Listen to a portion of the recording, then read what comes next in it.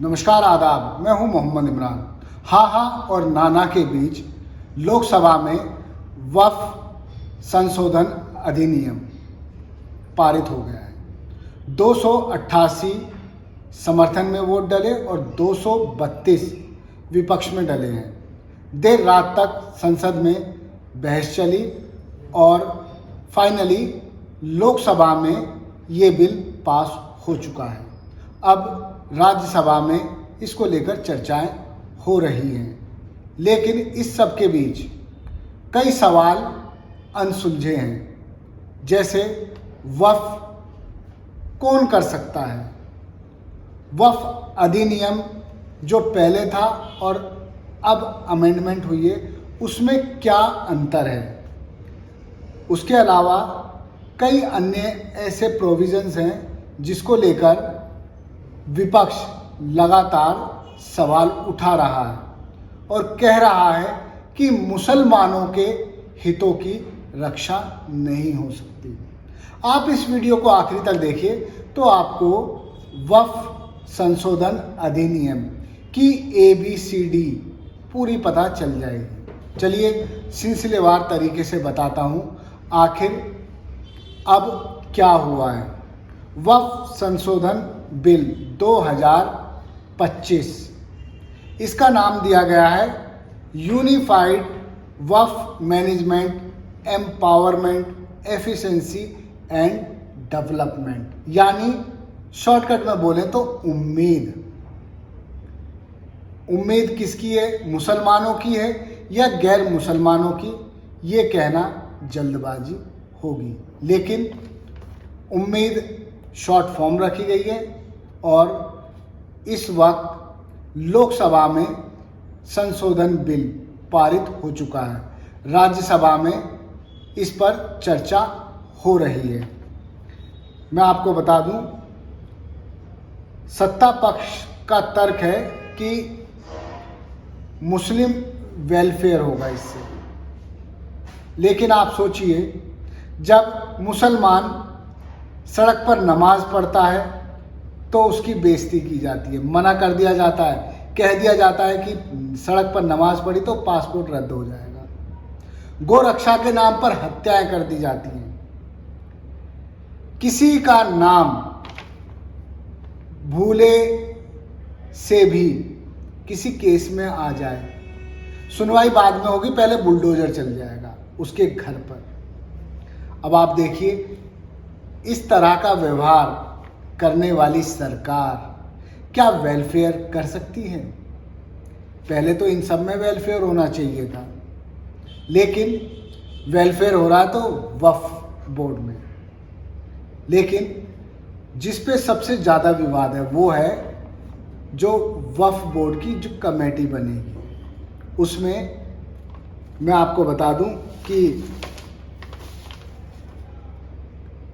12 गैर मुस्लिम सदस्य रखे जाएंगे, जिसको लेकर बहुत घमासान चल रहा है। ये सेंट्रल वक्फ बोर्ड की कमेटी बनेगी। इसमें कहा जा रहा है कि टोटली ही मुस्लिम मेंबर होने चाहिए, जिस तरह से राम मंदिर ट्रस्ट में उसके संविधान में लिखा गया है कि कोई भी मेंबर गैर हिंदू नहीं होगा। उसी तरह की इसमें भी मांग की जा रही है, लेकिन इस मांग को सरकार ने स्वीकार नहीं किया। चलिए मैं बताता हूँ वक्फ क्या है, कैसे होता है और कौन वक्फ कर सकता है। दरअसल वक्फ का मतलब क्या है। वक्फ का मतलब है कोई भी मुस्लिम व्यक्ति जिस प्रॉपर्टी का वो स्वामी है उसको वो वक्फ कर सकता है।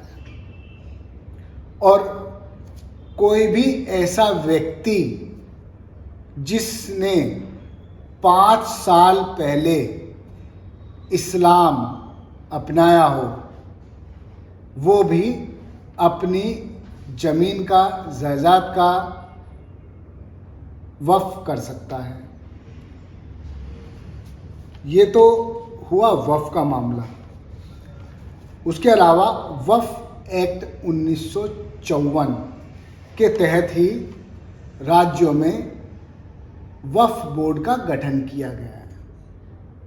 करीब करीब इस वक्त पूरे देश में 30 वक्फ बोर्ड काम करते हैं, लेकिन 1964 में central Waqf council of India का गठन किया गया, वो भी 1954 वक्फ एक्ट के तहत ही।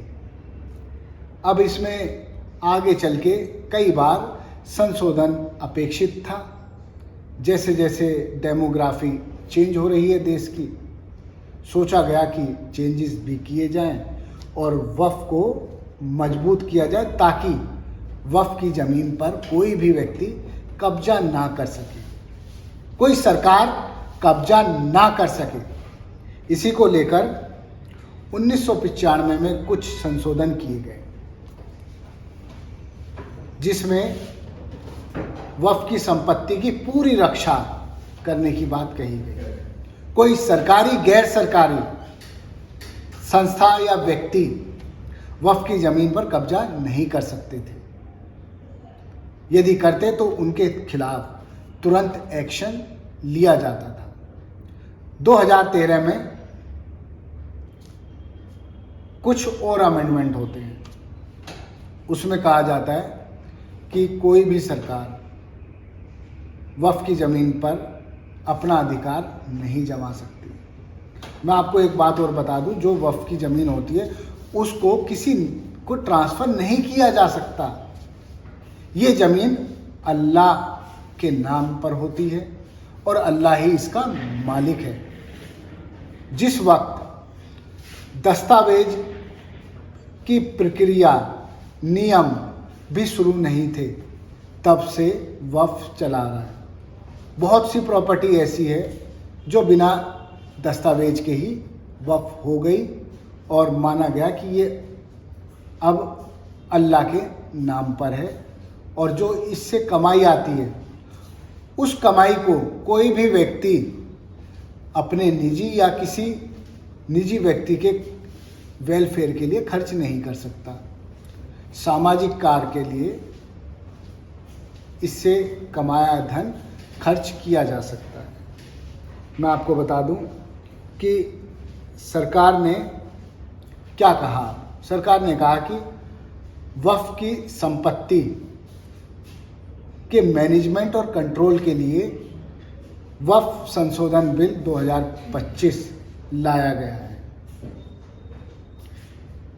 इस बिल में मैनेजमेंट और कंट्रोल की बात कही गई है, लेकिन आप सोचिए, मठ और मंदिरों की भी बेहताशा ज़मीन है। लोग दान देते हैं, अरबों रुपए दान देते हैं, करोड़ों रुपए दान देते हैं, ज़मीन तक दान देते हैं, सोना चांदी दान देते हैं।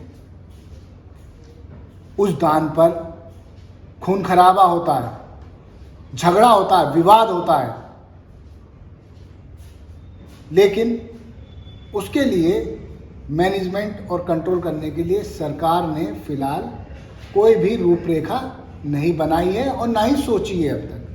केवल 20 करोड़ लोगों के लिए वक्फ की ज़मीन का मैनेजमेंट और कंट्रोल, इससे आप समझ सकते हैं कि 80 से भी ज़्यादा करोड़ लोगों को छोड़ रखा है, लेकिन 20 करोड़ लोगों का वेलफेयर सरकार को याद है। अब संशोधन के बाद क्या हुआ है और क्या हो जाएगा। दरअसल 1995 में वक्फ बोर्ड की ज़मीनों का निर्धारित करने के लिए ट्रिब्यूनल बनाए गए। ये ट्रिब्यूनल इंडिपेंडेंट सिविल कोर्ट की तरह काम करते थे।